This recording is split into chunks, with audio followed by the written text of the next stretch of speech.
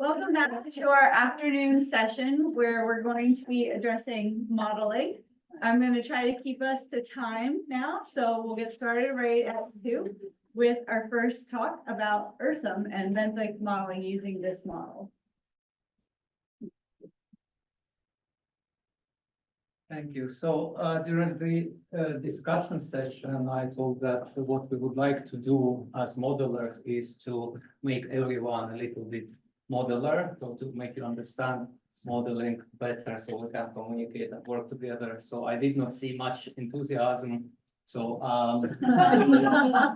we usually at Plymouth Marine Laboratory in the modeling group run 3-hour sessions, hands-on workshops or introduction to biochemical modeling. So 20-minute block is a good start. And you can continue afterwards. So modeling talks can include lots of pictures or lots of equations. So I decided to go for pictures. So ERSM biochemical model that is a mechanistic model. We will try to incorporate up-to-date understanding of the processes. That means that we, within this framework, we also incorporate up-to-date lack of understanding.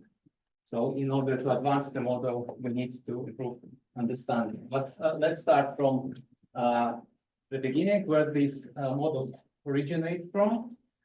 It was developed in 1990s as an international effort of different institutes around the North Sea, and initially it was meant to model ecosystem of the North Sea, but since it evolved into a generic modeling tool for simulations at different scales in terms of time and space, so we can apply it at very localized scales. So here is a domain where ERSM is coupled to EFRICOM.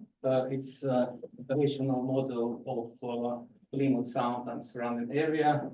Regional scale, this is Atlantic meridional margin domain 7 kilometer resolution is our workhorse where we usually apply it, and recently it's been applied also at the global scale.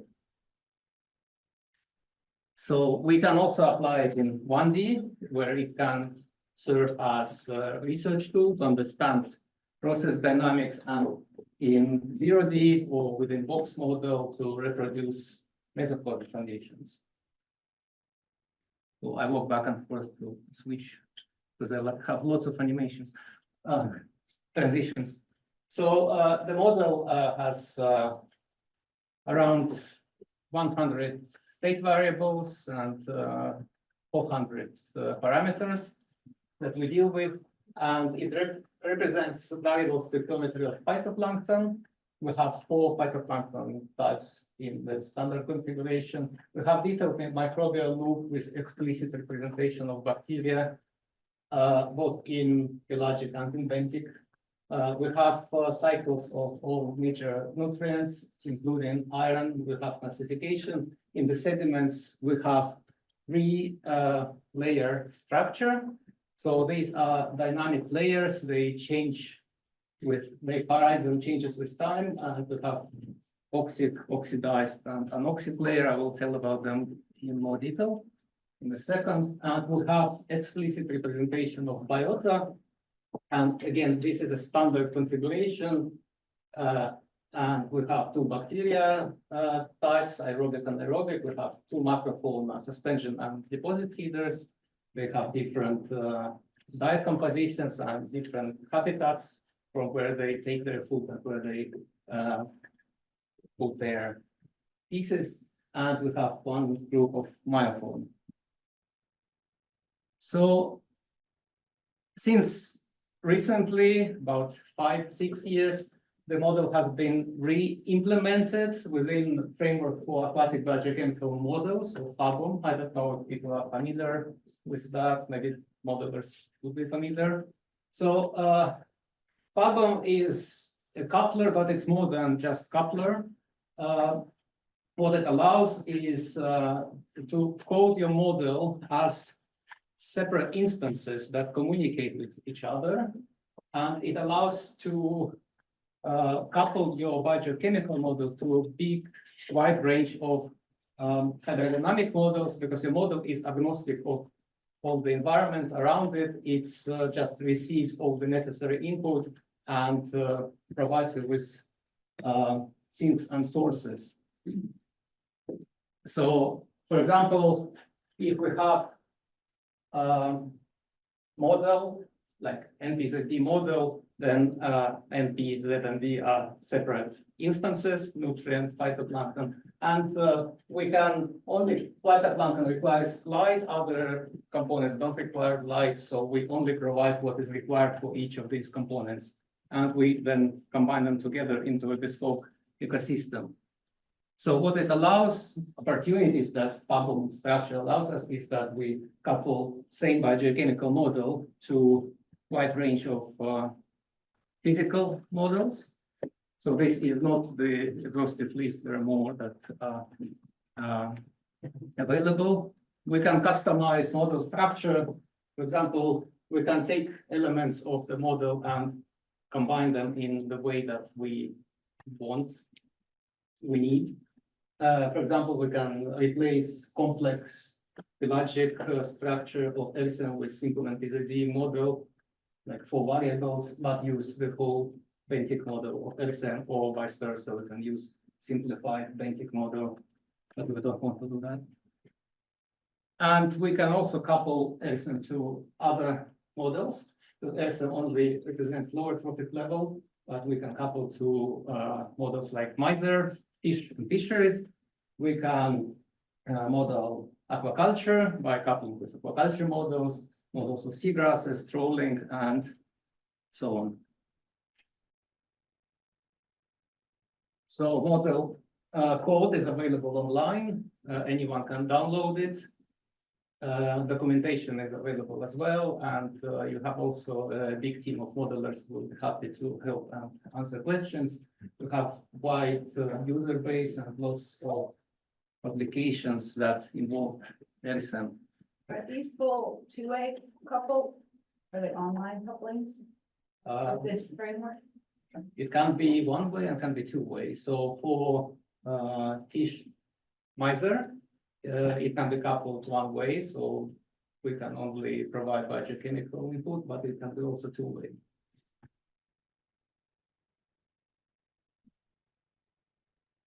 So yes, so fish will provide organic matter pieces into biogeochemical model. So what this structure means for the Benthic model is that also we have this modular approach where there is a separation between model code or model development and between configurations, so between users, where model code can be represented by building blocks of similar functionality. So for LSM, this is blocks of dissolved organics, particulate organic matter, dissolved organic matter, zoobentos, and bacteria. And so depending on the ecosystem we want to represent, we combine these blocks into a bespoke structure. So here is a representation of this classical LSM configuration, the way it was developed originally. And we did use Lego bricks to represent that, because it's very nice to show how things are connected between themselves. But then we got email from Lego, so they said that we can't do that. So this is classical LSM. We have dissolved inorganics, and these are produced or consumed, this depending on what species we're dealing with, and exchange with pelagic. We have macrofauna, bacteria, two types of particulate organic matter. One is labile, another one is refractory. So labile is available to fauna, refractory is available only to bacteria, and there are other things, more details about that, as well as dissolved organic matter. So if we want to, we can go into one way and simplify the model and create something we call Benthic returns, where this is something that is used in global models, for example, where everything, all the organic matter settles to the bottom and remineralized and nothing else happens. Or we can go the other way and create something more complex, introduce more functional types of macrofauna and try to model diversity of macrofauna and what it means, for example, for carbon dynamics in the sediment and benthic pelagic exchange. So this is another representation of the same model. We can do boxes and arrows. We can do Lego, not Lego bricks. And this is, I did that based on output of the model where it was run in 1D in Gotham, the water column, and just trying to represent dynamics of the model if we look at the sediment being within the sediment, like what Poliki sees in the sediment. So these are the layers. So oxygenated layer with free oxygen. This is oxidized, where we don't have free oxygen, we have nitrite. And this is anoxic layer. This is a representation of habitats of different types of biota. So the darker the color gets, the higher is biomass. And this red curve is conceptual representation of organic matter. So this model assumes that organic matter has this exponential representation. And what you will see is that as time goes, we have deposition. So this curve will move to the right because we get more carbon at the surface. Then we will get increase in bacterial biomass as they consume this carbon, and then increase in deposit feeders, which slower than bacteria start to consume the organic matter, and then this thickness of these layers will become smaller because oxygen will be consumed and nitrate will be consumed, and there will be denitrification. But first, we also will see adjustment of initial conditions. So don't worry if suddenly all of these layers go down and there will be lots of oxygen in the sediment, and I cannot show you this information because it doesn't work. It works.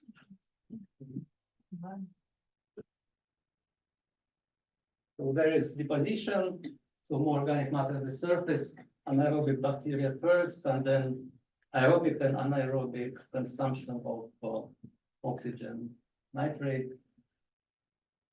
This is the average penetration depth of carbon. So as deposit feeders feed on it, carbon moves a little bit down due to bioturbation.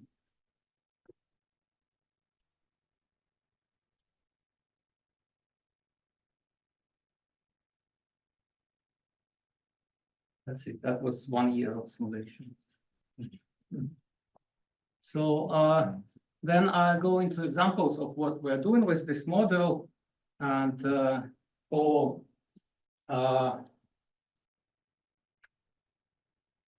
here is Southwest UK and Plymouth, and just some 10 kilometers south of Plymouth, we have Western Channel Observatory and Station L4, where oceanographic and biochemical data have been collected for decades. So for pelagic more than 100 years, with increased frequency last 25 years.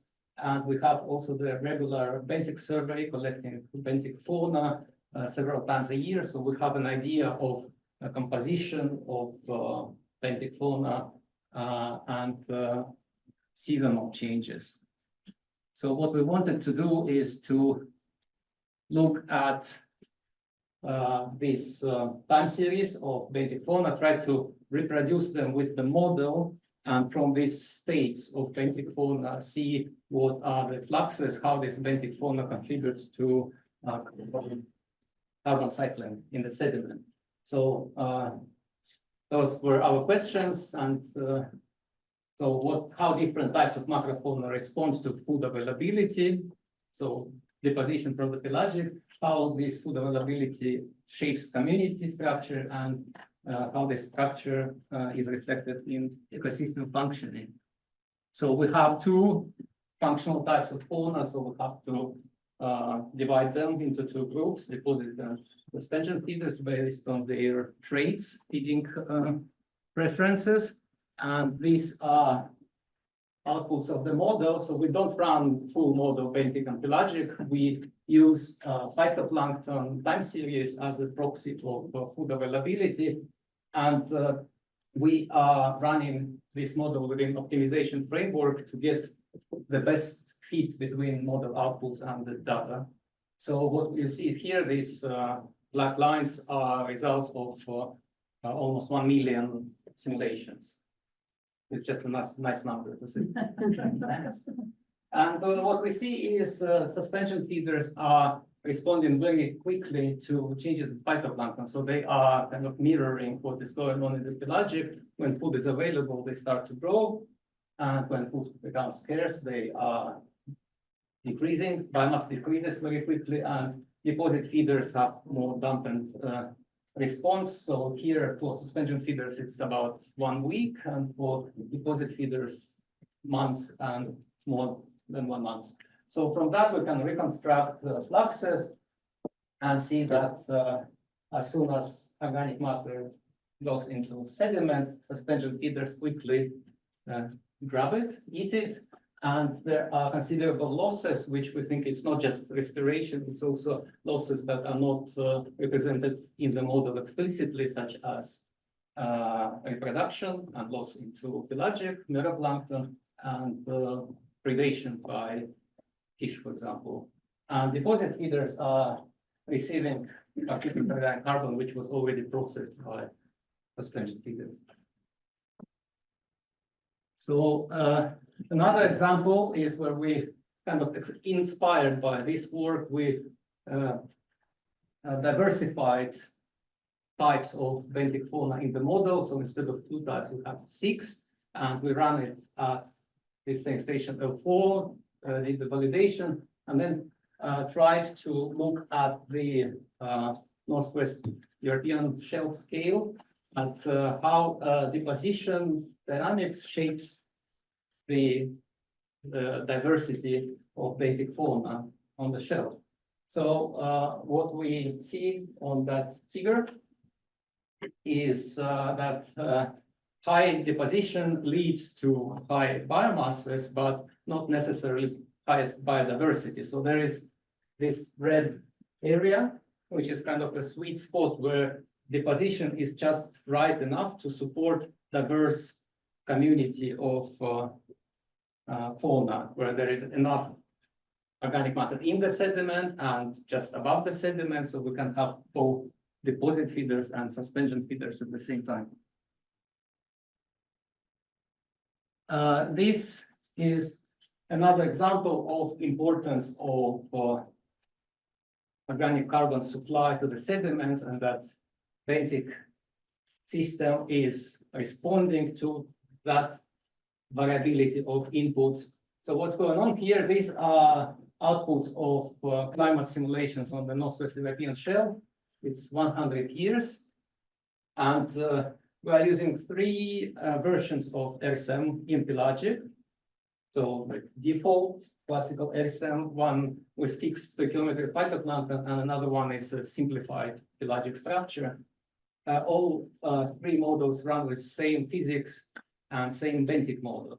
So this is response of the same benthic model to different dynamics of deposition and carbon supply to the sediment. So what we can see is variability both at the same location and different response to different supplies, but also difference between different regions. So when we look in the future, then different regions will have different response, and sometimes, like in this case, in the northern North Sea for oxygen and oxyclair depth, different pelagic model, but same physics can produce results that go in different directions.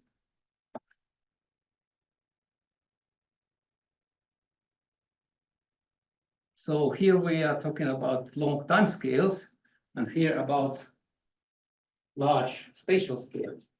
So this is diagram of Medusa, one of the models used within Earth system modeling. So it's a component of UK Earth system model. And as most of these models, it includes very simplified representation of benthos.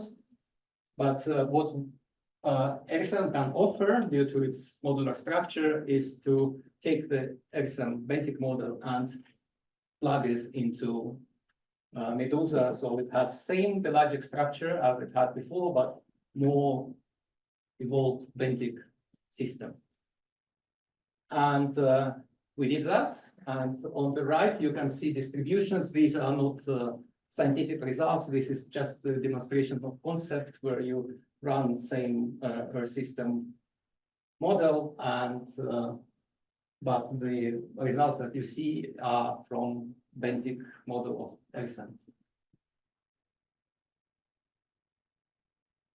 So of course, one issue is that Medusa has also to be coded in this urban framework.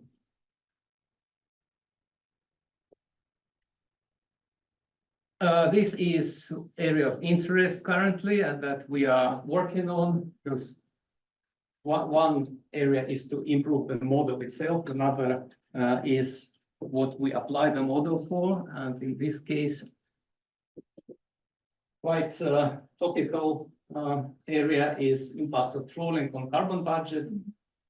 So as you know, trawling impacts sediment in different ways. It kills organisms, fauna, it mixes sediments, and it resuspends sediments.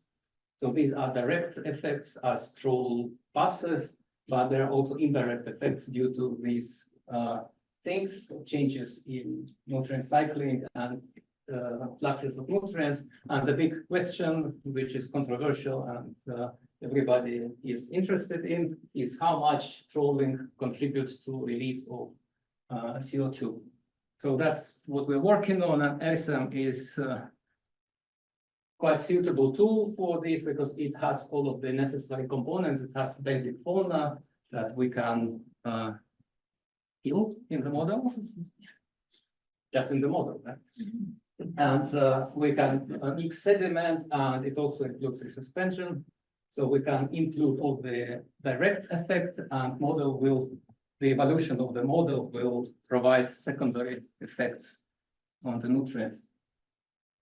So because it's coupled to pelagic model, then we can also look at how it affects the pelagic environment and CO2. These are preliminary results that we did before. So not looking at CO2, looking only at the effect on the sediments within Shelf Sea biogeochemistry program. So the message here is just that although we impact on benthic fauna, removing it, and looking at the distribution of sediments, there are areas where this killing and removal of fauna will also decrease the amount of sediment, but there are also other areas where the content of carbon will increase, because this is a benthic system, is quite complex, and model is detailed enough to give these complexities. So if we remove, it all depends on dynamics of deposition and dynamics of sedimentary working and the vertical distribution and so on. So it's not all straightforward. So overall impact is less organic carbon, but local impact is variable. So this is something we are working on, and we have now two projects starting looking at impacts of trawling. One of them will be looking at the whole shelf, and another one will run high resolution model in the Irish Sea. So I will skim through quickly that we have also, we're working in Project Necton, which aims at improvement of products delivered by Copernicus Marine System, marine services, and although Ericsson provides products for these Copernicus services, and Benthos is integral part of that model, but Benthic products are not delivered by Copernicus Marine Service. So what we are trying to do here is to improve Benthic component, to validate it, and to make it available as product to everyone. So we are looking at. I'm sorry, I'm gonna have to stop you there. I will just conclude. Okay. I'll conclude with questions. So basically, working on the model, the main questions here, and the first one to be addressed, that it's a priority of all of this work with Benthic model, is quality, quantity, and timing of organic supply from the pelagic. So main issues of Benthic modeling are coming from the pelagic environment. If that information is available and we get it right, then we can work on all the Benthic processes and look at this Benthic fauna, what it does, what happens to it, and how it affects carbon fate in the sediment. So all of these questions are not questions to the modelers, they are questions to observational and experimental community. And these questions from experimental community will help to develop models and advance understanding of the system. So it's not about models or observations, it's about working together and using models as tools to advance understanding. We'll have to end here. Up next, we have Stanley, who will be discussing extreme events. Okay, good afternoon, everyone. I guess you probably know my name now, Stanley. So I want to talk about extreme events and how I think affect sediment biochemistry. So this is the work that I did alongside Christopher Gouy, Eric Vaudier, about LFE, and also some contribution from Eva Ferreira, who's currently a PhD student here. For this presentation, I will show some of the work we've been doing, trying to understand how these extreme events fit the sediment biochemistry. So I will start my presentation.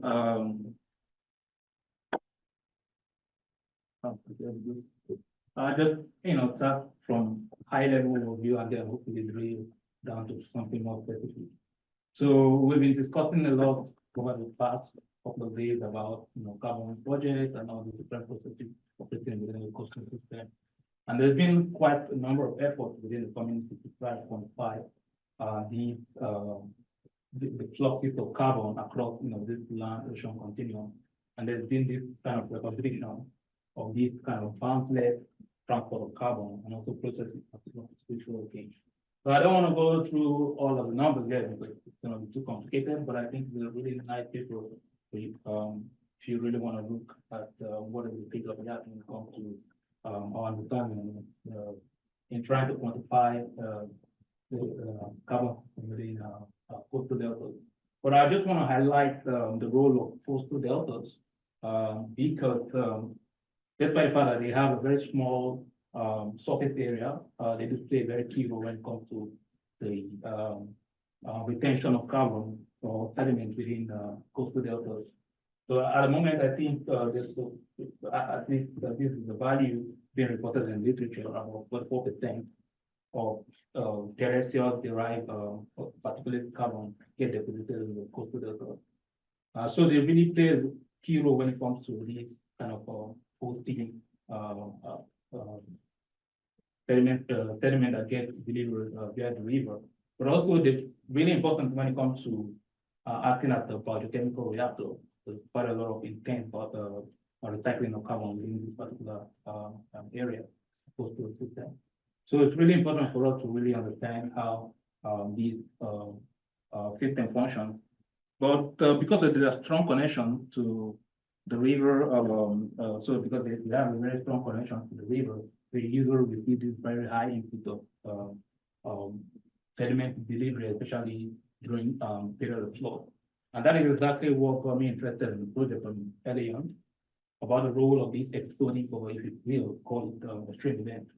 So usually this sort of event occurs when there's a very large, maybe high precipitation event that result to this very large delivery of large quantity of sediment material over a very short amount of time in a very localized setting. And these events usually they don't occur often. You know, it's something that you get to see once in a while. But this because of the unpredictability, because of the way the rarity of these occurrence, it's really hard to study them. But of recent, it's been something that's been gaining a lot of traction within the community. There's been this increasing intensity and the occurrence of this sort of event. So here I'm showing on the right hand side of my slide to see kind of like the number of times when this sort of heavy rainfall has been reported in the Mediterranean. So they see this sort of like an increasing tendency for this sort of event to occur.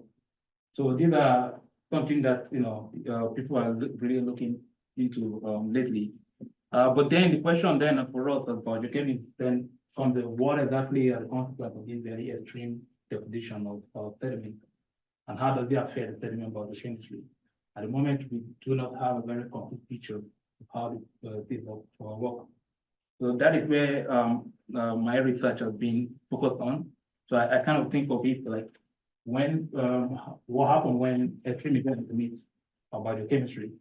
So the question then that has been of interest to me and my group there has been trying to really understand what is the biochemical response of coastal sediment when these sort of episodic flood events occur, and what are kind of the primary drivers of sediment response to this sort of event. And hopefully the goal for us is to try to quantify the size and also the scope of these changes within the sediment. So so I will take my presentation and just kind of give you guys a little bit of feel of what I mean by this extreme episodic flood event. So I'm taking you guys to France. For those of you who have one way or the other find yourself on a vacation close to the south of France. So so there's this river called the Rhone River. It's quite, well, I would say one of the most predominant river system in the Mediterranean Sea. If I said about 5 to 10 metric tons of sediment being delivered by this river up to the coastal area, and 80% of that, occurred during the flood. So the flood, when they do come, they come with a ban. So it's really important shelf for this particular transport. I just want to give a little bit of feel of this area. So close to the river mouth, before we delineate the proximal zone, so it's being characterized by a very high rate of sedimentation. Or 30, it could be as high as 30 centimeters per year. And just a few radius away from that, you have the delta area. Also very high in terms of sedimentation, also very intense biological activity going on here. And as you move offshore, you see this sort of like a distal region that is receiving less input. So so this is where my study site is, or at least the place I've been looking at, focusing, researching this work. And so in this particular, just to give a little bit of feel. So right now I'm showing you like an aerial photograph, captured that satellite to see a sediment during one of these sort of events, and it shows the extent of the magnitude of this sort of event when they do occur. Luckily enough, when my team were out there in the field in one of these periods, they retrieved about 10 centimeters of sediment within a few days. Given the fact that this particular region, the average sedimentation rate is about 10 centimeters per year. So you have about twice of more sediment being delivered within just a few days than you have in a normal period. So these are quite really important events. But not only just in terms of the quantity, but also the quality of material being delivered. Here I'm showing you on the right hand side a figure from a work done by a colleague in the lab, where they try to quantify the CO2 contents. You can see some of the temporal variability in the CO2 content within the sediment. So this flood event could bring in material, not only of large quantity, but also in terms of the quality, they do matter. And so these are things that I've been thinking of within the project. So Christoph earlier on this morning, he showed some work on trying to observe this sort of event and find a way to really capture them during observations. But I will take a modeling perspective this afternoon to show you the ways we're thinking about modeling these systems. So classically, for those of you who are familiar with sediment models, we have these early diagenetic models. These are one-dimensional sometimes, or most times, one-dimensional models. And I like to think of it like there are two end members of the spectrum when it comes to modeling this sort of system. So you have these steady state systems, which are usually time independent way of modeling sediment dynamics. And this is a more common approach, usually done actually in the context of modeling sediment systems. But there are also frameworks where it's like time dependent dynamic models that usually have this sort of like seasonal pattern, a very smooth, very time instead of the temporal processes in there. But then, because of the sort of event that we try to understand are quite active, they're really discontinuous, really very rare. So this sort of two end members doesn't really work out for us. That is exactly what I've been doing the last couple of years, trying to develop frameworks and tools to really capture these non-steady state processes within sediment. And that led to the development of this FEDIA model that we worked on. So the goal of the project was to try to explicitly simulate non-steady state diagenetic process, especially those that look like this massive flood event. I'm not going to go into all the structures here because it will take me a lot of time to think about. But I just want to just highlight some of the ways, some of the key things that we need to get right when we want to model this sort of event. So we need to really, find a way to key in on honing on the quantity of carbon that comes in with this kind of flood. But also we need to also account for that as the quality. We've been discussing a lot about quality, quantity of carbon lately this workshop. And with the quality also, it ties back to kind of the input and the heterogeneity of different tributaries that contributing to the eventual sediment that you receive at a point of sample. So we need to find a way to encode all this information within the model. And that is what we try to capture within FEDIA. So the idea is, so you have like a ground fluxes, which is like this normal seasonal or annual variations of fluxes. But also because this flood event introduces sort of discontinuity in the system. So we need to find a way to capture that. That is what we try to wrap here in this place. So what I think the basic premise of the model is that the propagated model follows time at a certain period of time. Especially during the time of the event, you have a certain layer of sediment being deposited. And then that's within that layer, there are also some properties that we need to encode in terms of like the reactivity of the organic matter. That is what these alpha represent.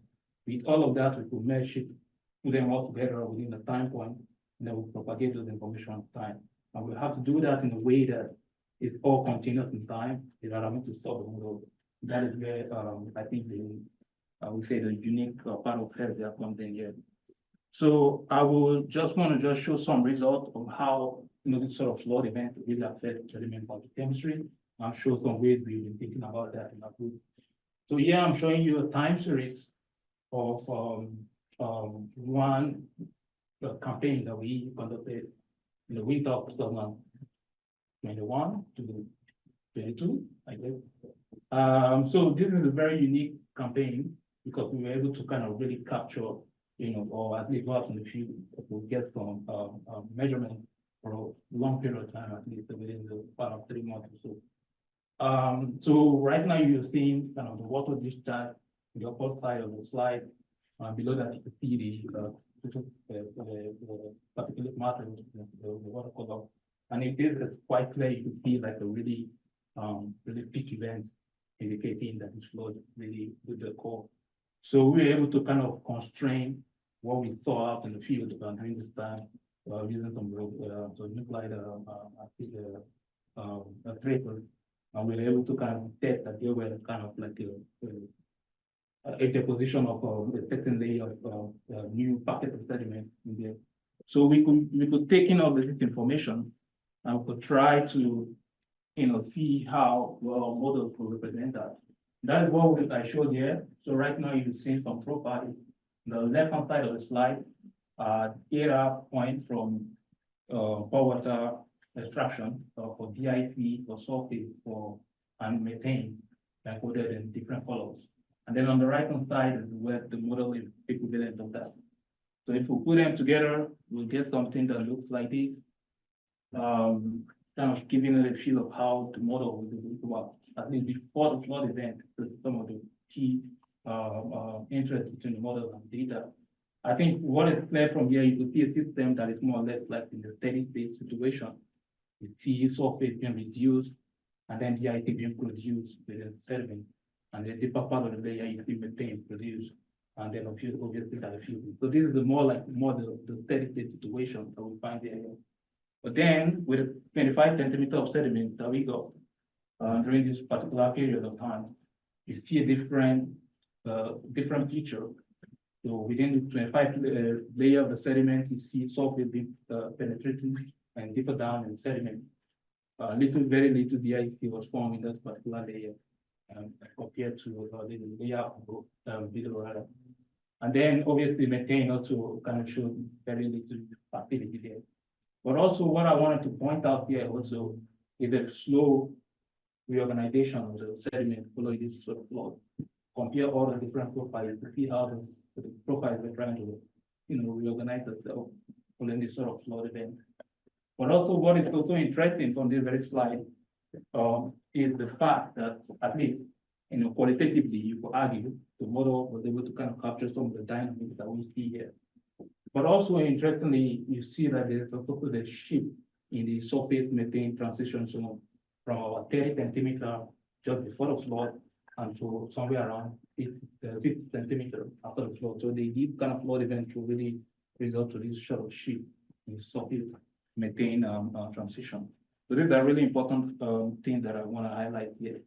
But also we could even go further to really kind of use this model to kind of really query what is actually going on deeper down in the sediment. We've been discussing here today about this radius ladder and all the different processes in the sediment. So there are processes that involve sulfate and methane. You could take in those processes and they really occur in the distinct layer within the sediment. So yeah, I'm highlighting some of the interesting processes that involve sulfate and methane. So methanogenesis, more deeper down in the sediment. You have sulfate reduction, much at least in the multiple layers, and just between that you have the AOM and aerobic oxidation of methane. So these are processes that involve methane sulfate and also that of DIC. So what we could do with with tools or at least with data set that we have is to try to quantify how this flood event really affect this sort of dynamics. And that is what we try to do here. So what we did, we try to quantify this stoichiometric ratio between the DIC being produced and the sulfate and methane being and the interaction. And that is what we showed here with R to the C to S ratio. So this is just theoretical geometric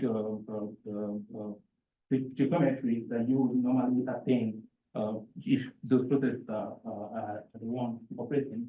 And then what we try to do here, we try to quantify what is the change in this C to S ratio in respect to the geometric relationship. And that is what we showed here. So just before the flood event, you see that things were hovering between these two modes of sulfate consumption within the sediment. But then after the flood event, you see like the split between the two modes of sulfate reduction. So in the part of the layer of the sediment become more sulfate reducing, another part of the sediment become more AOM intense. So there is sort of like a disconnection between these two modes of sulfate reduction that is being induced by this particular flow. And with models, we could also kind of look at this more, and that is what the model is trying to show here. showing this shift in the surface and this AOM maximum, a deeper deeper AOM maximum after the flood. And these have consequences, especially for methane, diaphyl to methane, diaphyl up in the sediment. So this shift in the AOM maximum tend to trap methane, and it might have some consequence on top of methane flow out of the sediment and eventually to the water and maybe to the atmosphere. So these are some of the ways that we think flood event really might affect sediment biochemistry. So I just want to touch on just what it means in terms of the DIP fluxes. We'll be mentioning a lot about fluxes and fluxes. So when this kind of flood event happens, so this is an entirely different time of the year. So this is in 2008. So we have just two data points. So with models, we were able to start looking what exactly happened when it comes to the DIP and the carbon budget.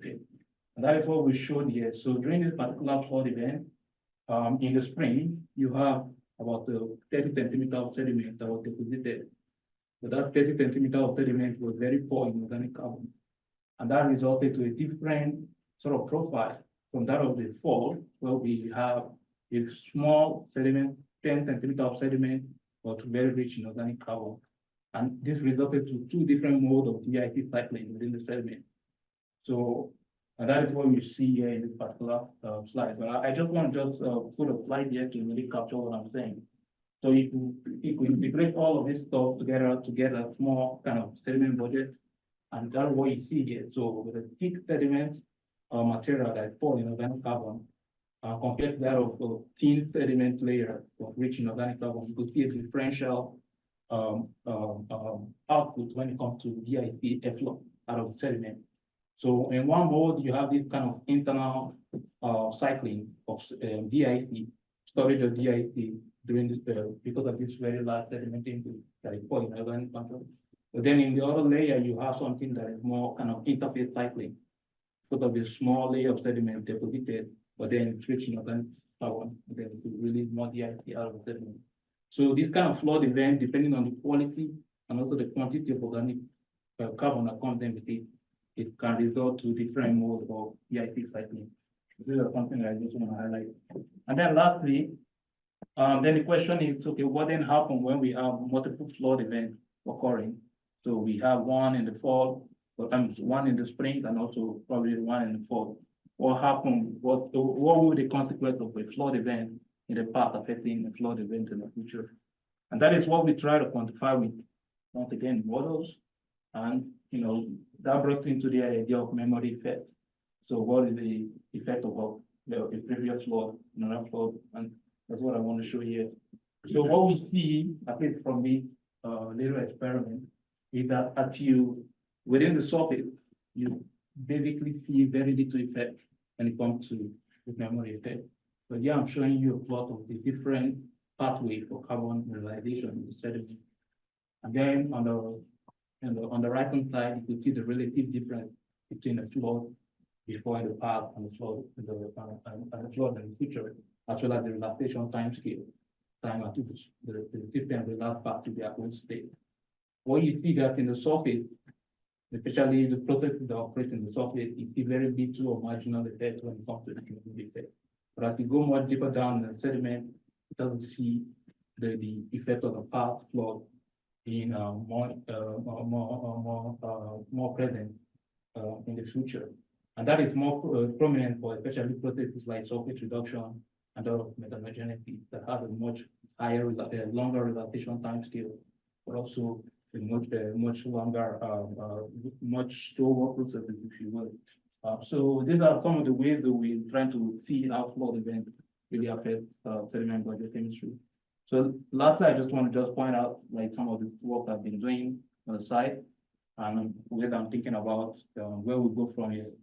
So basically what the work I've done is looking at things from a local perspective, or hopefully the goal is to try to upscale what I've done, not only just on a larger spatial scale, but also perhaps on different regions that might have similar characteristics like mine. And currently, there's an ongoing project that I'm working with Colleen Petrik at Lagos in France. We're trying to develop a 3D coupled pelagic models And yeah, we'll hopefully investigate what is the last features of this sort of thing. And then we'll also start to think about what other kind of extreme events. I'm only speaking here of flood, but also there might also be some other extreme event that I haven't looked at. And one of that is the turbidite drilling. So when you have a strong connection between the deep sea and the river, you have some canyons. So they bring in this very large input of sediment material within the abyssal plain. So what will be the impact of this sort of turbidite drilling, POM delivery? So that is something I tried to do in my PhD, but for the lack of time, I couldn't do that, but still within my ability. And then the last thing I just want to talk about is, some of the ways that the community will try to improve some of the models that we have. Earlier this morning, I proposed the idea of something like a teaming, like approach to go with the models. So with that, I just want to say thank you. And if there are any questions, just let me know. Our next speaker in the modeling session is Subhadeep. Hello, everybody. Seems like Stanley has shown a lot of things that I'm going to show. So anyway, that was a great talk, Stanley. So today I'm going to talk about Benthic diagenesis and how we can build a model from the observation. Okay. So we all know the importance of the sediment processes. So I'm not going to go deep inside this importance, but just to make an introduction. These are important sites for nutrient recycling and has been overlooked in the global models as and that has been one of the aim of this workshop. And the Benthic processes in the shallower settings are becoming more and more important as the different governments are pushing towards CDR approaches, which is kind of using the sediment as a the storage for carbon dioxide. So our overall aim is to construct, to fill data gap and to construct like a regional to global Benthic model. So when we talk about the models can be categorized into two broad types. One is empirical, and other is mechanistic model. So empirical means when you have a lot of data and you can use this data to construct like a parameterized model, which really works well in predicting the data. And on the other hand, the mechanistic model does what it does is models the underlying principle of different processes. This type of models may not be as good as the empirical model in predicting the data, but can give us insight into the processes that are happening in the system.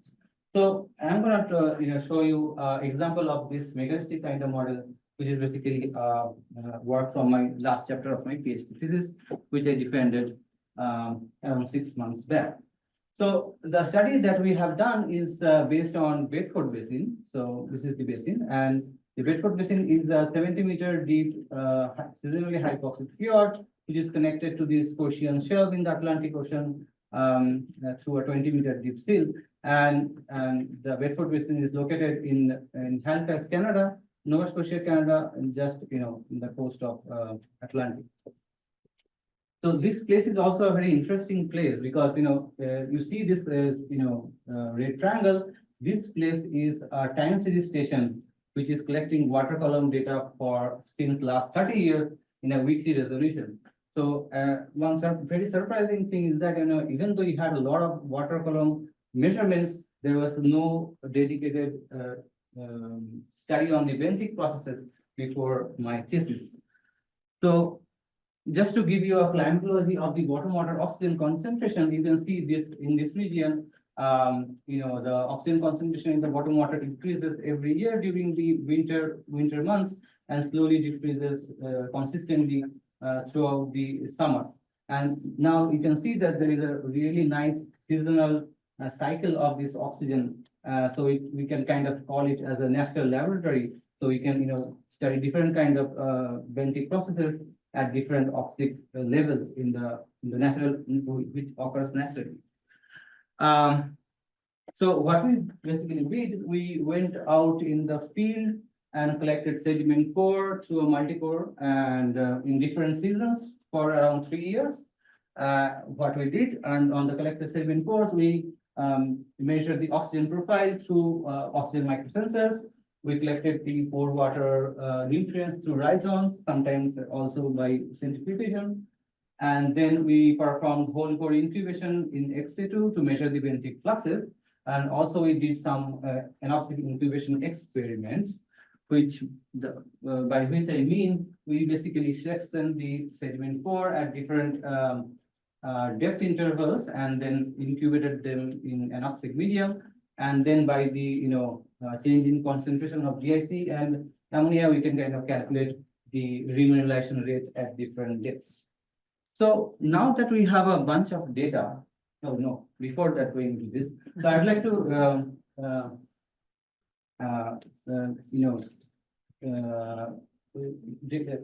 I'd like to show some of the interesting observations that we have done, what we saw from our pore water profile. So you can see, so these are the three pore water profiles of pore water profiles of ammonia, DIC, and nitrate. And these are not only from a single set of field, but like for the seasonal average of different years. So you can see that the ammonia and DIC concentration kind of increases for around 5 centimeters and then consistently decreases towards the bottom. Remember that this place is very high in organic matter. The organic matter in the sediment is around 5 to 7%. So it's very it's surprising to see why this kind of ideally you'd expect your ammonia and DIC concentration will increase with depth, but it doesn't happen. And in case of nitrate, you can see there is a kind of a very high concentrations of nitrate you sometimes see in our pore water profiles, whereas the oxygen penetration depth in this sediment is only 1 millimeter. So that is another interesting fact that we found. Also, and some of the things that we have found during the field sampling, we saw that these sediments were inhabited by long tube worms, which kind of can do deep bioirrigation. So can those be responsible for this kind of profiles? We'll see that in our model. And another interesting fact that we found some circumstantial evidence that these sediments may be inhabited by foraminifera, which are capable of doing denitrification. So can these nitrate be leaking from their cell? So that is another question also we had. So now that we have a bunch of these data, now what we can do? So we can use this data to model and look inside this data. And often we have seen, observation and modeling together can give us insights into the natural processes and help discovery new things. So just to give a general overview of the type of model, which is basically sediment diagenesis model, which are reactive transfer model, and Stanley has shown a lot of those equations already, but I'm just going to give us like a general overview. When we do the sediment modeling, we have two phases, solids and pore water.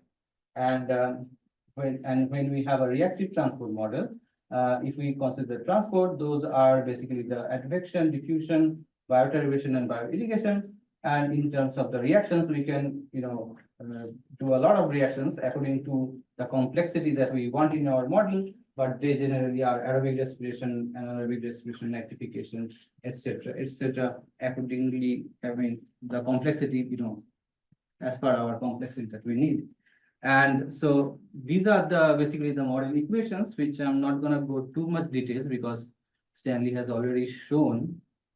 But the thing that I would like to show that, so these two equations are basically for pore water and for solid phases. But interestingly, one more equation that we would like to, use in this kind of settings, because we want to consider the intercellular storage of nitrate in foraminifera, which can be, expressed through this kind of formulation, where our advection and the diffusive terms are 0, but we have a non-local exchange of, of a particular solute, in this case nitrate. So, and this is the reaction, schematic reaction diagram that I have considered. So in this schematic diagram, you can see that I have considered all the major chemical, major components, major, elements that are important for benthic diagenesis in coastal regions like carbon, oxygen, nitrogen, iron, manganese, sulfur cycles. And then I have used this model to represent a yearly average by solving it in a steady state. The transport processes that I have considered is the diffusion, bioderivation, and bioirrigation. And I used all the measurements that I have done, for example, this organic matter remuneration rate, pore water profiles, and benthic fluxes to constrain my model. So this is the model results. So when we run the model, you can see that, the model result, which are the solid line, represents very well the seasonal average of the pore water and, depth profile. For example, the model result really nicely represents or simulates the solids, the TOC, C by N, and the iron, the reactive iron and pyrite, and also the, different solutes. And if you see this DIC and ammonia, you'll see that by considering like a deep bioirrigation, this nicely represent, predicted the, this kind of, the typical shape that we have seen in our field data. So, and when we look into the fluxes, we see that, so first of all, like, let me explain this figure a bit. So the white bar that you see is basically the average pore water flux, average benthic flux that we have measured. And the red one is the total model flux, which is further divided into diffusive flux and irrigative flux. So you see that oxygen flux was dominated by diffusion. However, when we saw the DIC and ammonia flux, the bioirrigation flux was almost 50% of the total flux that we have measured. And in case of nitrate, diffusive or irrigative flux was alone could not, explain whatever the influx that we have measured. However, when we considered the foraminiferal uptake, our model was able to replicate what our data was suggesting. And indeed, when we then looked into the foraminiferal abundance from our study site, we found that the foraminifera abundance was dominated by Stanfordtia cruciformis, which is a denitrifying forum. And when we calculated the abundance and their intracellular storage, and the rate that we obtained was very much, in the same order of magnitude, whatever our model also suggested. So now that we know, we see that, we have a working model, we can ask a lot of questions to this model. For example, what is the main electron acceptor, which is, what do you say, responsible organic matter oxidation. So, as expected in coastal regions, sulfate reduction is the major, organic matter degradation pathway. And other question that we can ask is, what is the rate of denitrification and who drives the denitrification? Is it the coupled nitrification, direct denitrification, or foraminiferal denitrification? And in this case, the answer is foraminiferal denitrification was driving the majority of the denitrification that we saw in the in our field. So that was just an example of how the field observation can shape a diagenetic modeling. So now when we start going towards a global benthic model, what we need now, we have to consider like what are the things that we need, what are the assumptions we have to make, or simplification that we have to make, which can be useful in which can be helpful in modeling the world or the region. So first of all, is when we are doing something in a local scale, it is very easy to sample and we have a temporal resolution. So we have a lot of data which can be used to shape our modeling. But in case of a global model, that is not the case. So you have a lot of, data, data availability is one of the constraints. So for that, we need to have, as much data we have is good. And for example, if we can have like a Benthic flux compilation data, that would be a great place to, verify whatever a model is doing. Is it a real one, or, it's not a real representation. So that's why, getting a Benthic flux compilation data is a good one. And then we have to do one more thing, is finding universal parameters. So you can see, when we have a lot of reactions, we have reaction rates. Reaction rate is one of the parameters. So if we are doing something for region A or region B, and we are doing it independently, then we can tune the parameters to match the observations that we have seen in, let's say, region A or region B. But when we are doing a global region, or like a global model, then we have to use the parameter which kind of works for every region and kind of gives us a not too wrong value, right? So for that, we have to find the parameter, and we also have to find a natural controlling factor, for example, temperature. Let's say, when you have a high temperature, your rate kind of goes up. You have low temperature, your rate goes down according to the Q10 kind of formulation. So, we have to, kind of find those kind of natural controlling factors, which will scale, which we can vary from one region to another region naturally, and that will, translate into different rates, which can, give us some, nice representation.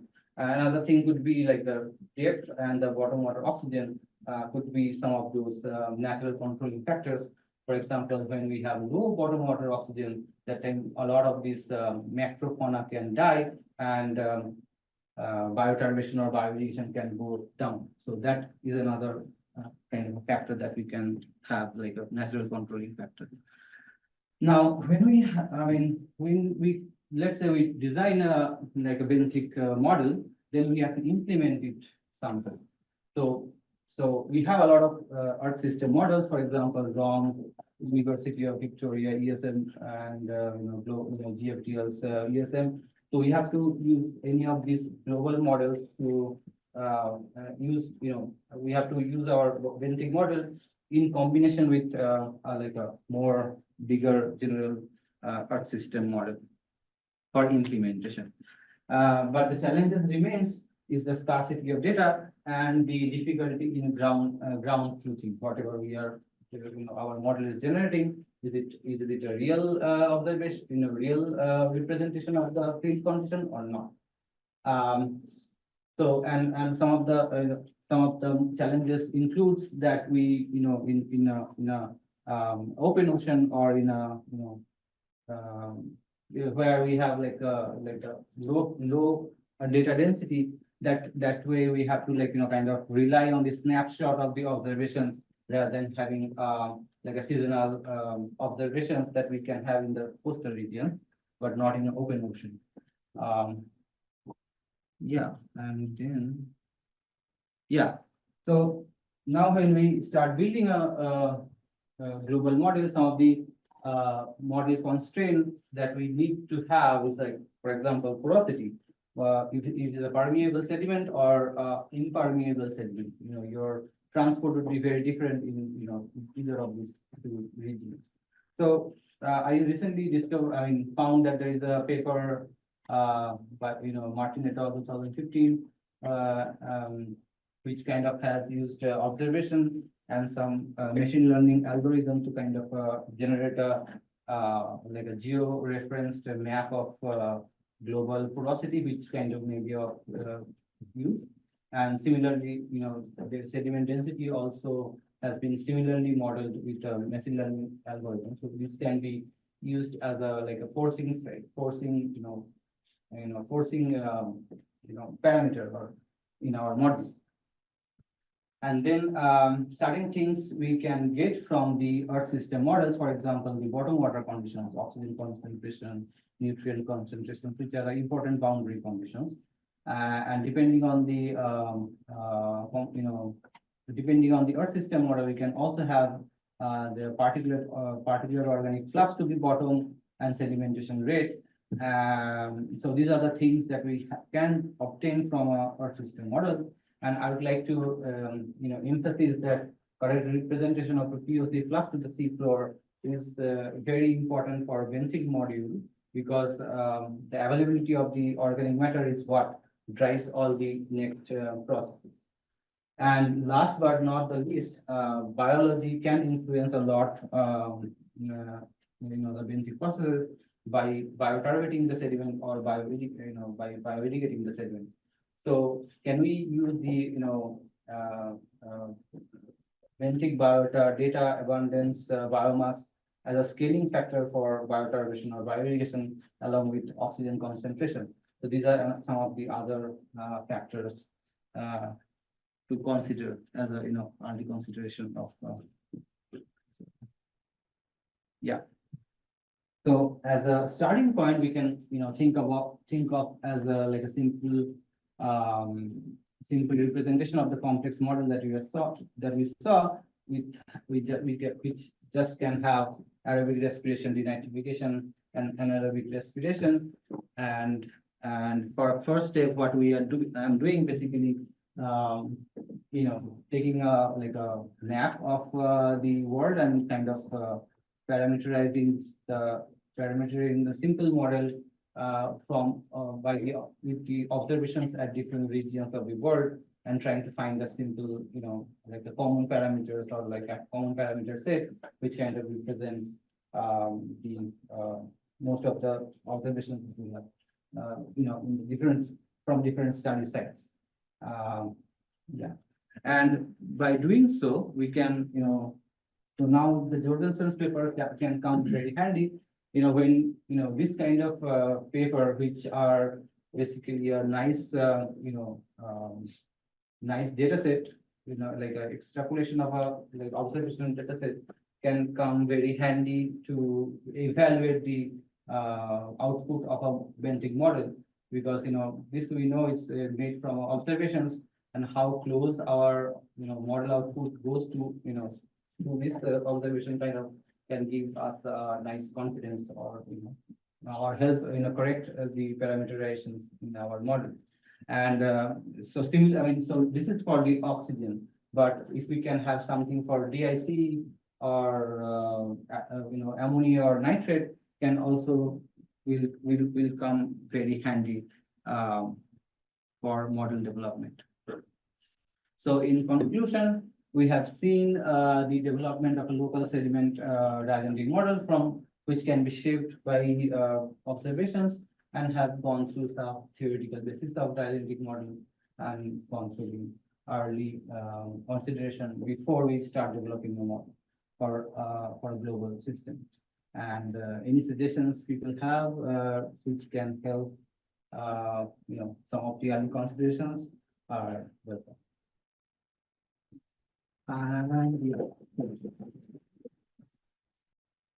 I am your last speaker for this session, and I'll be talking about benthic needs for a couple of global models of fisheries and marine ecosystems.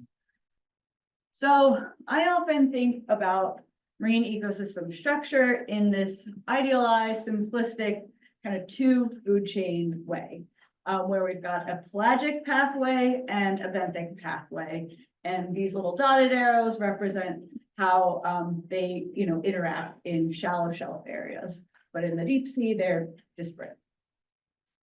So we've got kind of our important players here for someone like me who tends to study fish and zooplankton.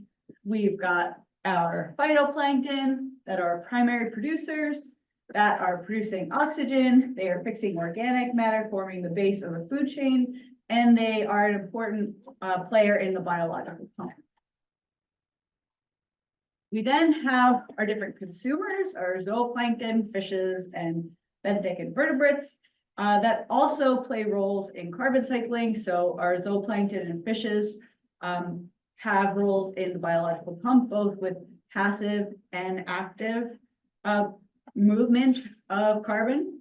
And then our benthic invertebrates are at the other end of that pump. They're at the bottom where they can potentially sequester carbon or prevent its sequestration.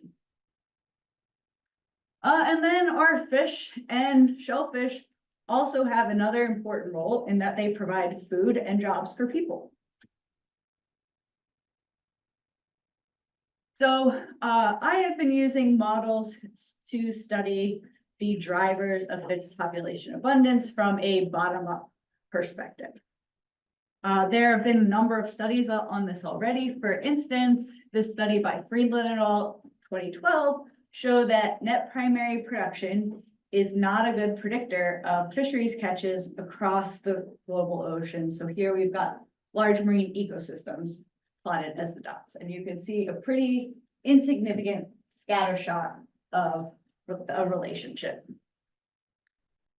And NPP doesn't really fully capture the amount of energy at the base of the food chain, or these two food chains, because it doesn't take into account things like the microbial loop. So let's go a step up and instead look at the amount of productivity going to zooplankton and going to the sea floor. Here we could quantify it with the zooplankton fraction, or the Z ratio. And indeed, there is a strong positive relationship between the zooplankton production and fish catches. And then also a strong positive relationship of the PE ratio, indicative of the export flows and fish catches.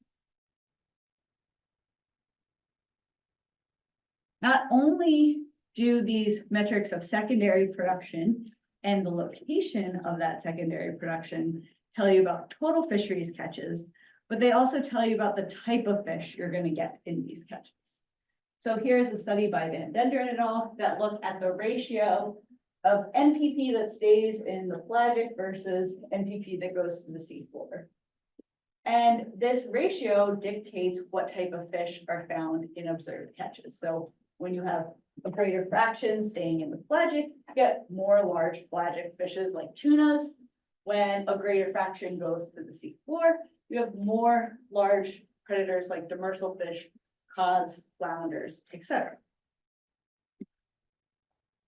So we've got this importance of secondary production, and particularly the amount of production going to the seafloor being important for total fish catch and for demersal fish. Well, how important are demersal and benthic fisheries? Here I have some statistics from the latest Fish and Agriculture Organization's report on the state of world fisheries and aquaculture. So here you can see the time series of wild caught catches and just the numbers of those catches in weight over time. I've highlighted some invertebrates here in orange, and then, box some of the numbers that are important. So for example, demersal fishes, two specific species make up, they're in the top 10 species for finfish totals. So Alaska pollock is 5% of all finfish catches, and Atlantic cod is 2% of all finfish catches. When we look at crustaceans and mollusks, they are less than 10% of that of fishes, but still large amounts.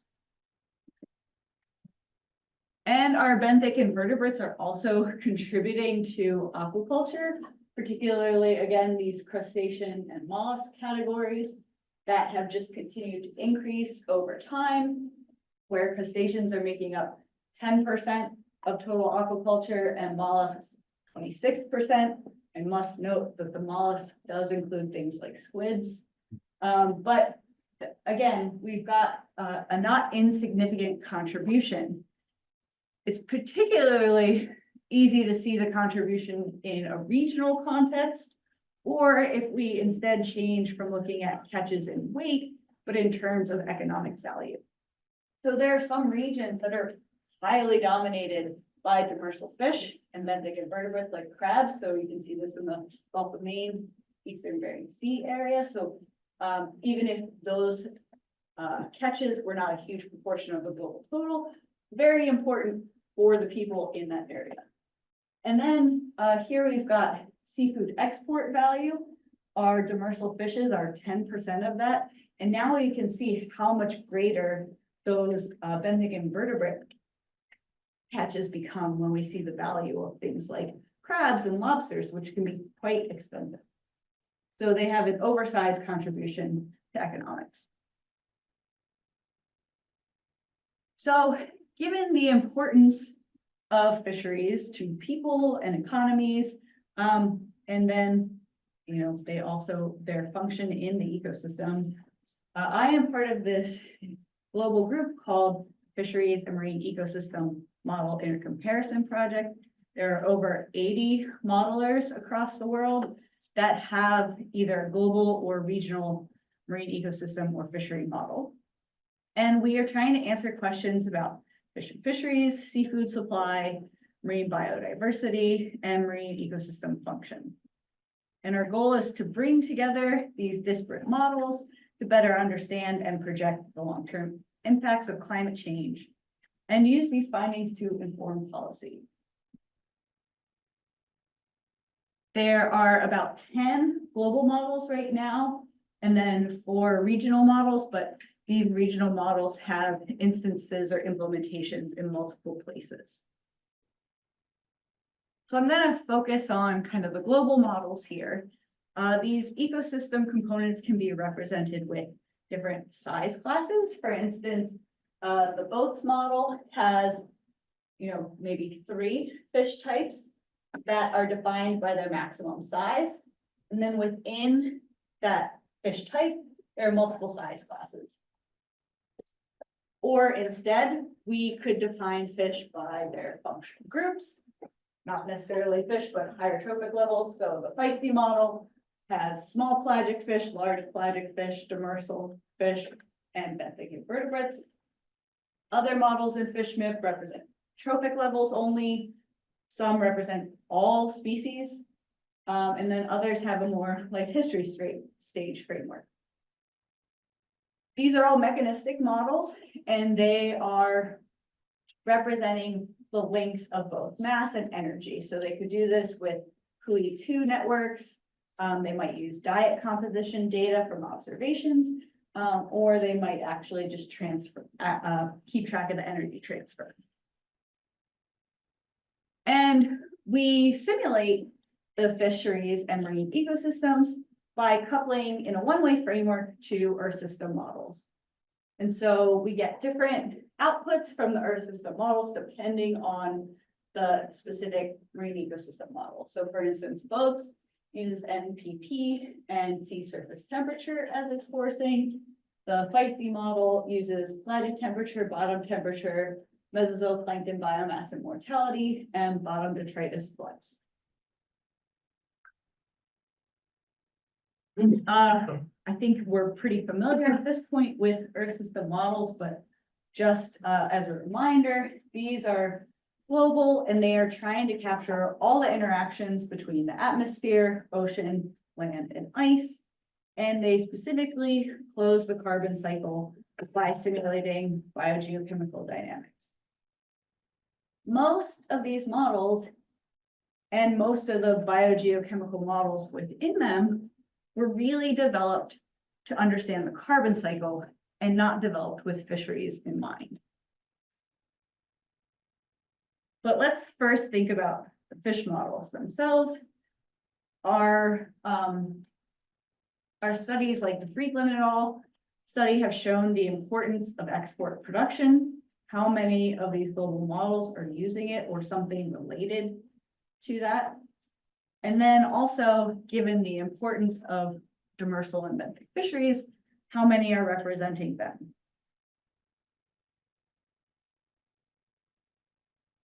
Out of our 10 global marine ecosystem models, only 2 are actually using export carbon flux. The apocosm looks at this export in the epipelagic and mesopelagic, whereas the feisty model actually looks at it going to the seafloor. And then only 3 of these 10 are simulating demersal fish or benthic invertebrates. So 4 have, one or both of these components. Not great out of 10.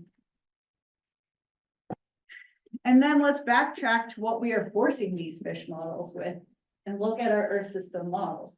Given the importance of export production or just kind of secondary production in general, how well do they simulate export, detritus, and sediment dynamics?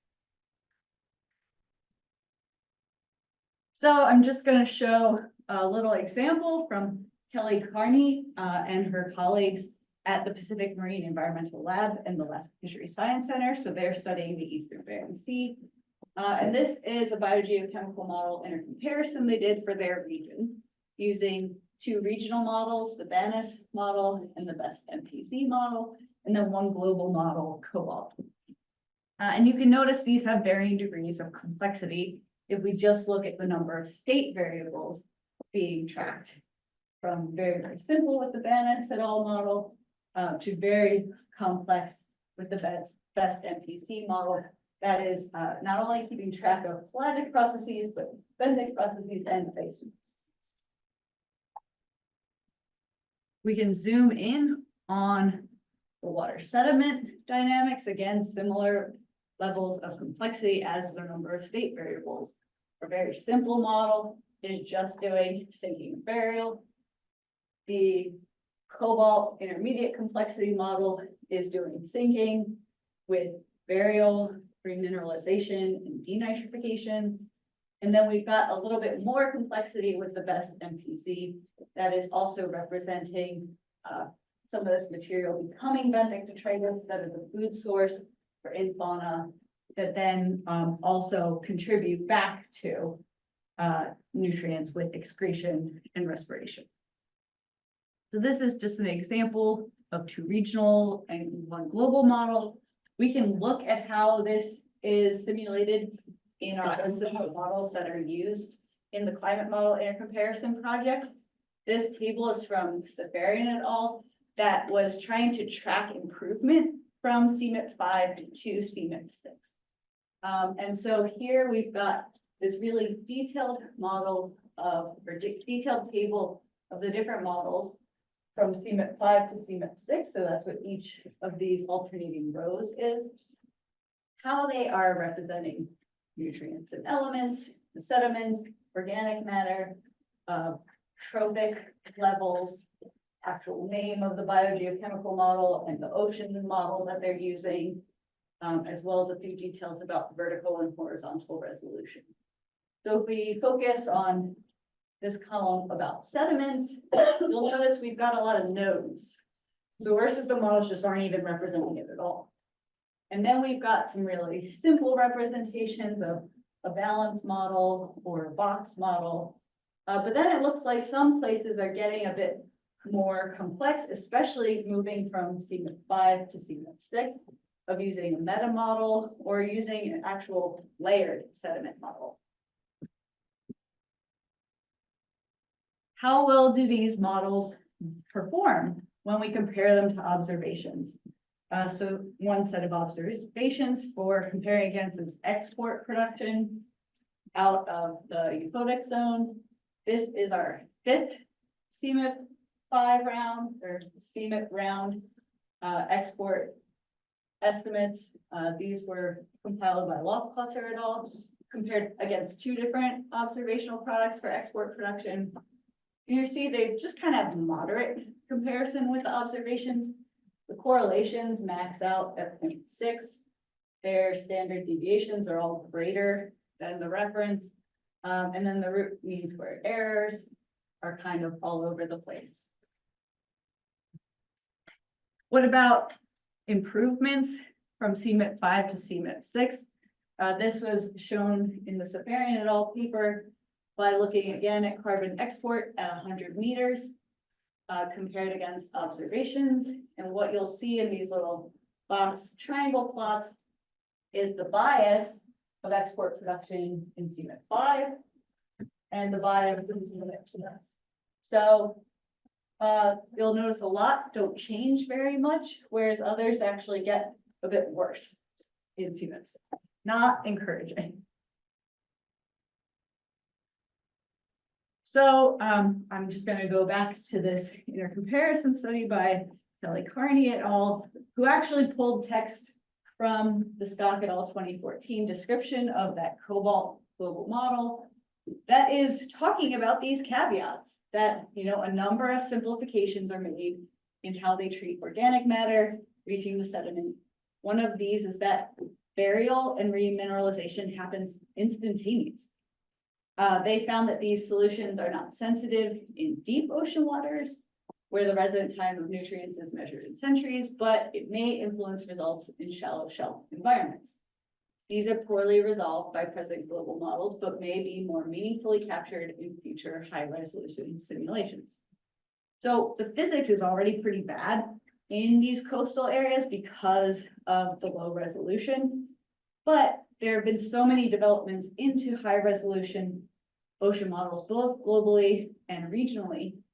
So once we're getting the physics right, we really need to start thinking about how to better represent the sediment dynamics as well. So as we are developing these sediment models or benthic models, I'd like to propose that we meet these two modeling needs at the same time. Instead of just developing our sediment models for carbon cycling, can we also develop a model that could be useful for fisheries studies as well? So we want to improve export detritus and sediment dynamics for the carbon cycle, but also think about the importance of these things to our consumers. And some of those consumers are commercially harvested, while others are preyed for commercially harvested fisheries. And so we've got, a number of ways to go about this. I think we should just kind of stick with the framework we use for the pelagic, where we are using functional types to represent organisms. It is one way to distill things into their roles in the ecosystem. So for instance, our phytoplankton often get defined by their size, which impacts the nutrient kinetics and light dynamics, but then also, what nutrients do they need or not need? Our zooplankton are probably the most least well represented in these models, only thinking about size. Fish can be defined by size, their prey preferences, their fishery status, habitat is another thing there, or kind of reproductive dynamics and life cycle dynamics. And I think those would be great places to start for benthic organisms as well. Their size is important because physiological rates scale with that. Feeding mode seems to be incredibly important in this benthic environment, but also thinking about habitat, are they on the sediment, in the sediment, and what is their reproductive cycle like as well. And then also thinking about the specific processes we need to represent. In the pelagic, for instance, just focusing on carbon, we've got fixation, respiration, passive sinking, active migrations. Most of these global models do not have active migrations, or they only run them in like very, very small specific studies.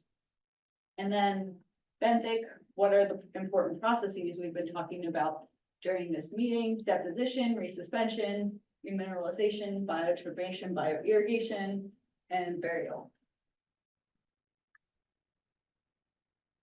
And happy to discuss more of this, but I will just acknowledge my coordinators in FishMIP. And if anyone does want to create a model intercomparison program, I've got lots of insight to that as one of the co-coordinators. And then I'm also just going to acknowledge my feisty model developers. We are 4 minutes early, so I will take questions, and you can also ask any of the other speakers questions that you may have. Yes, Jay. So in relatively shallow shelf waters, we know there's a lot of benthic microalgal biomass in the sediment. We also know that there's a huge difference in zooplankton abundance in daytime and nighttime. And a lot of people, but there have been some studies that have suggested that demersal zooplankton live in the sediments during the daytime and feed on those microalgae, consuming that carbon that's potentially in the sediments, and then go up into the water column at night where they're eaten by other organisms. And so it's a potential significant carbon transfer mechanism that would throw your balances off because you have carbon deposition and an assumed carbon abundance in the sediments, yet it doesn't balance what should be available in the water column. So I just wonder if that's been any discussion that's happened with this fisheries modeling thing. Oh, no, not at all, because, or at least not on the global scale, because no one's resolving benthic primary production. Everybody assumes it happens completely pelagic It's all phytoplankton. It's not benthic algae, whether they're micro or macro. Yeah. So yeah, another real important thing to consider in coastal areas. Hey, I have two questions, comments. So you're modeling export production, right? The idle model, but the Right, so, you know, biogeochemistry models do. But a lot of the models we seem to consider silica cycling, and in the coastal zone with anthropogenic inputs, with fertilizer inputs, nitrogen, phosphorus. What's happening is that silica is actually becoming a limiting nutrient for phytoplankton growth. So what would be like at the base of a healthy food web? So I wanted to bring that point up. I think in some of these models, it's just like a remineralization or recycling efficiency at some water depth, and that may be, I think that's incorrect conceptually. Yeah, some explicitly like consider silica as ballast, and I think it has a different remineralization rate than the carbon would. But I think maybe probably the bigger uncertainty would be those riverine inputs into these models. Yeah. Groundwater inputs too, I think. And the second question that I have is, is there a way that you can consider not you? Can consider viral lysis, because viral lysis can account for almost 20% of phytoplankton diatomic mortality, for example. So that's not a grazing pressure. That's not like something. Yeah, that helps so the zooplankton so grow. these They're just have dying. different loss terms based on which biogeochemical model there are. Mhm. Some have like just a linear loss term that you could think of as metabolism, and a quadratic loss term that you could think of as predators, but viruses would probably also function more on that density dependent scale as a quadratic term. Others actually added as a separate term, or maybe just one, just the Piskies models, but I know they do consider viruses as a loss term for phytoplankton.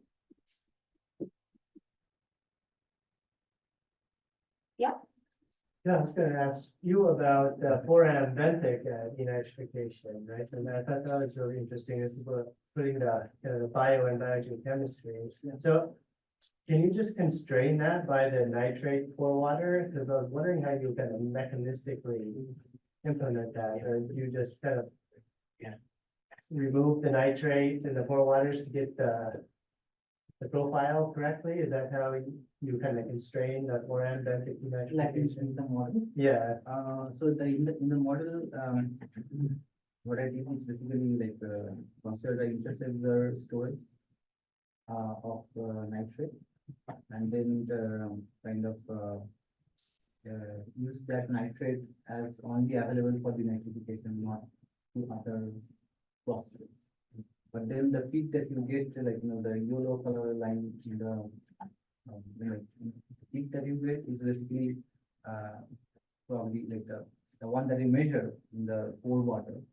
That is probably because of some lysis or like leak from the foraminifera cell. But ideally, they should not be there. I mean, it will be inside their cell, not available to the environment. But whatever we measure is kind of it could be an indication that it got somehow leaked during sampling, and we kind of got a very high nitrate concentration, very deep inside the cell. And the way I constrain the rate is by, like I tuned my like transfer function according to the whatever the influx that I'm getting. If my irrigation flux and irrigation usually cannot match the influx that I see, then I tune my the transfer function to the intracellular food. And by balancing that two, I'm kind of getting that, going to that syncing. That's how I live. Yeah.